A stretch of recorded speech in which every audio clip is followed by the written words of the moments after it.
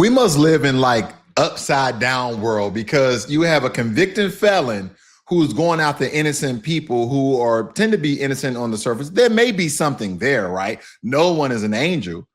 But I want you guys to listen to this because I want you to picture something. Picture a knock on the door, not your door, the door of your friends, the door of people who used to work for you years ago. And the folks doing the knocking aren't there because somebody found a crime.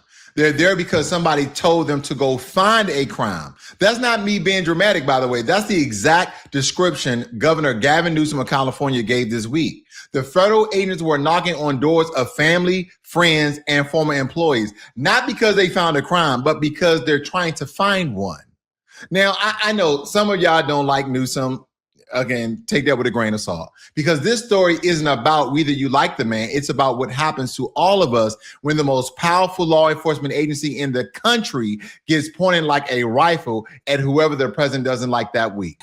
Okay. Now, on Monday, June 15th of this year, Gavin Newsom announced that he and his wife, Jennifer Sable Newsom, are under investigation by the Department of Justice, and he laid it directly at Donald Trump's feet, calling it a weaponization of our justice systems. According to the reporting, the DOJ's public integrity section had been looking at possible tax issues tied to his wife's nonprofit.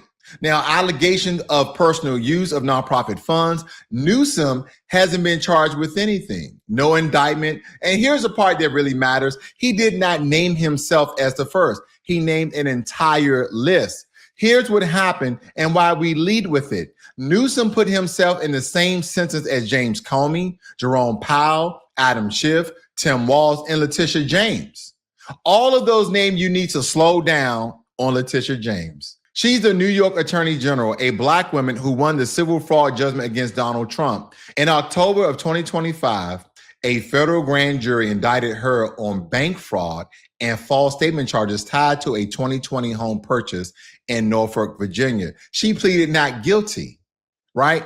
Then watch what the system actually did.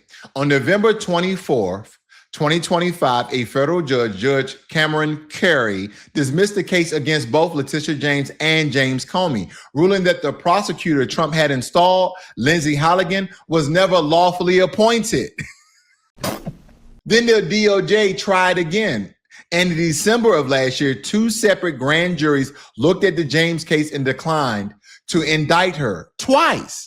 Two grand juries of ordinary citizens looked at what the government has said and said, absolutely not. This is bogus. Lordy, that would be really bad. Now, here's the bigger picture, and this is the part for us. The phrase selective prosecution is not new in Black America. It's not a theory to us. It is a family memory. It's the cousin who got the maximum for the same thing somebody else got probation for. It's the neighborhood that got flooded with police while the next one over got left alone. We have always known that the law can be applied like a spotlight, bright on some, dark on others. So when the country suddenly discovers that the Justice Department can be turned into a tool to punish enemies and protect friends, a whole lot of us are sitting here saying, welcome to the fight. We've been here for hundreds of years. And that's why we don't spike the ball. Because the lesson of this story is not, now the powerful are getting a taste. The lesson is the opposite. Tell me how. If they can do this to a sitting governor and a state attorney general, people with lawyers and monies and cameras and platforms, then ask yourself honestly, what happens to the person with none of that? When the rule book becomes optional at the top, the people at the bottom always pay the steepest fine. And don't let anybody tell you this is brand new and unprecedented, like it just fell out of the sky. It's not new. It's just really aimed up. Go back and read about COINTELPRO, the FBI program that surveilled, harassed, and tried to destroy Black leaders from civil rights organizers to the Black Panther Party, not because of crimes they committed, but because of the power they were building. The government has a long documented history of deciding first who the enemy is, and then going looking for a charge to actually fit it. So when we hear a sitting governor says agents are knocking on doors, trying to find a crime, that phrase doesn't shock us. It just echoes, does it not? A landing page in 48 hours. A business site built right. An e-commerce store ready to take orders. Or a native iOS and Android app. Single code base, one studio. Lova builds it and keeps it running.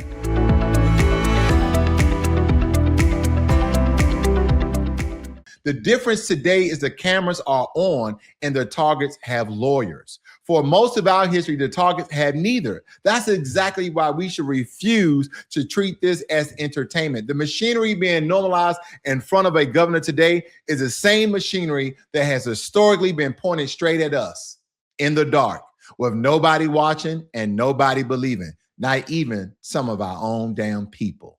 And let me be fair, because that's how we do it here. An investigation is not a conviction.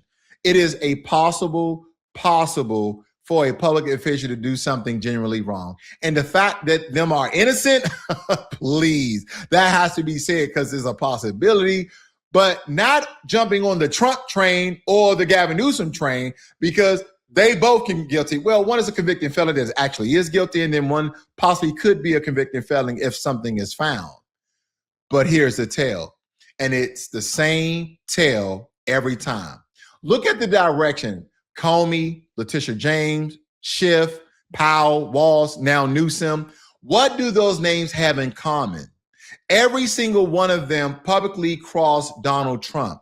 And when the prosecution only ever run in one direction, towards their critics, that's no longer law enforcement, that's a list. And the judge and the James and Comey cases didn't throw them out on a technicality nobody cares about. He threw them out because the person bringing the charges had been put in the chair improperly, skipping the Senate confirmation that's supposed to be a check on exactly this kind of move. The guardrails held barely, but the administration has said it was appealed. See, the Justice Department was sold to us as a shield, the thing that protects the citizens from the powerful. Civil rights enforcement lives there. Voting rights enforcement lives there. The case that desegregated schools and broke up corrupt police departments, they still exist, by the way. That machinery lives at DOJ. So when that same machinery gets turned around and pointed at whoever the White House names, you're not just watching a political food fight. You're watching one institution that's supposed to defend the powerless get repurposed into a sword for the powerful. And a sword doesn't check who you voted for before it cuts. And here's the question that nobody in cable news shouting matches will sit with long enough to actually ask. If the president can decide who gets investigated and who walks, then the law stops being a fixed thing you can count on because a favor you have to earn by staying quiet. Think about what that does to a country. Every critic learns to whisper. Every watchdog learns to look away. Every public servant with a family does the math and decides that the smartest move is to never cross the man in the big chair. That's not a democracy with a strong executive. That's a protection racket with a flag on it. And the people who can least afford to whisper, who have always needed loud advocates fighting on their behalf, are Black folks, poor folks, and anybody the system already overlooks. When the brave go silent at the top, the forgotten disappear at the bottom, does it not? So what do we actually do? First, separate the man from the machine. You can dislike Newsom and still be terrified of the condition. Train yourself to hold both. Second, watch the appeals. Bondi's DOJ said it will fight the dismissal. If a higher court lets them reinstall handpicked prosecutors without Senate confirmation, that door opens for everybody who comes after. And third, know your own protections. The grand jury that twice refused to indict Letitia James, those were regular citizens. Jury duty is not a chore. It is one of the last places an ordinary person can put a hand up and say no to the government. Stop dodging it. Document and demand transparency from your own local prosecutors, because weaponized justice doesn't start in Washington. It gets normalized in the counties, in the local municipalities, courtrooms where nobody is actually watching. That call was perfect. So here's the big picture.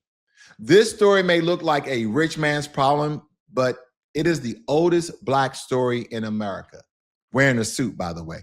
And who the law protects and who the law hunts, when the Justice Department becomes a list of enemies instead of a shield for citizens, the people with the least cover are always the first to bleed. That's why we keep watching this one, especially the parts of the national media framed as just politics. Nevertheless, drop your thoughts in the comments below. Hit that like button, subscribe to the channel, and share this video with somebody who needs to hear the truth behind all the BS headlines.